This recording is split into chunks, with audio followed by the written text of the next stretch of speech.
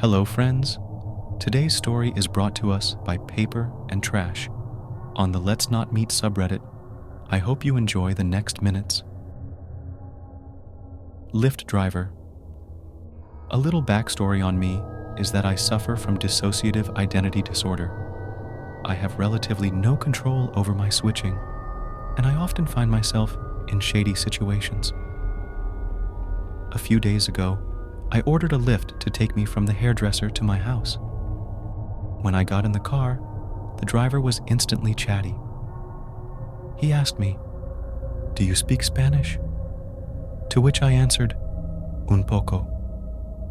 From there, he continued to speak to me in broken English and some Spanish.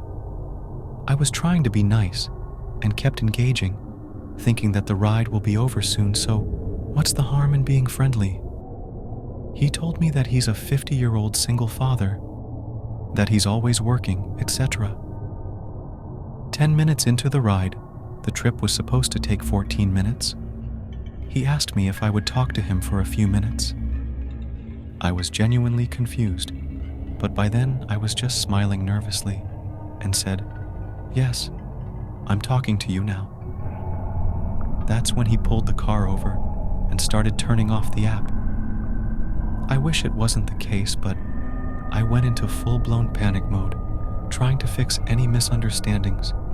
But he was now opening my door and telling me to move to the front seat. This is where I royally fucked up.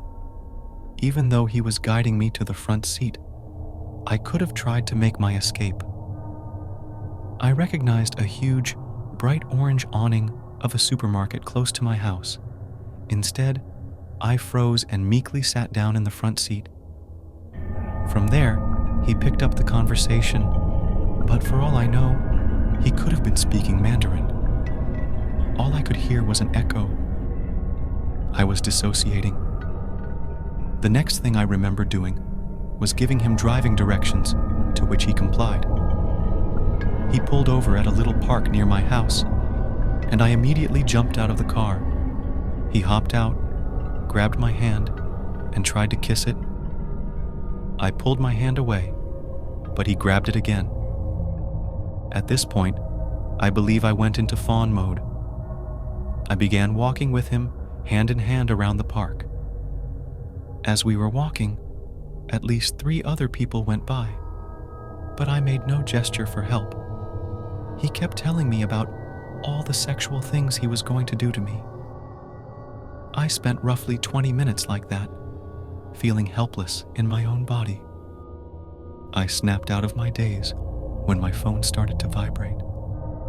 I looked over as he waved his phone while grinning. He was calling me.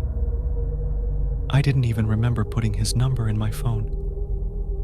I told him I had to go inside, but he was blocking my path, demanding that I kiss him on the lips as a farewell.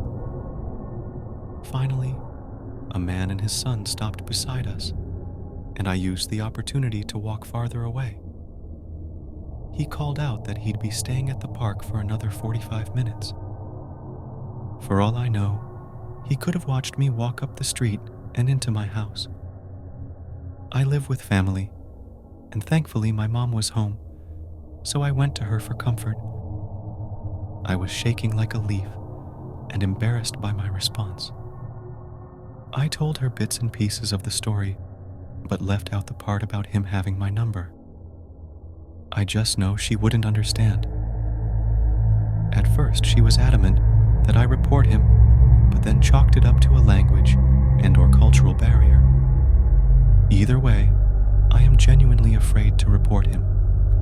He has my number, probably knows where I live, and could take revenge if I cause him to lose his income. He has texted me several times since the incident asking to see me. Thankfully, he stopped within 2 days after getting no response from me. To add insult to injury, I can't even get a hold of my therapist to unpack this with her. She's been a no-show for a few of our sessions, and I'm starting to worry that she's going through something of her own. The more I think about it, the more I see that it could have been so much worse. And if I ever do run into a true psychopath, it would be curtains for me. Anyway, to the Lyft driver from the other day, let's not meet again. Also, fight, flight, freeze, and fawn are responses to stress or perceived danger.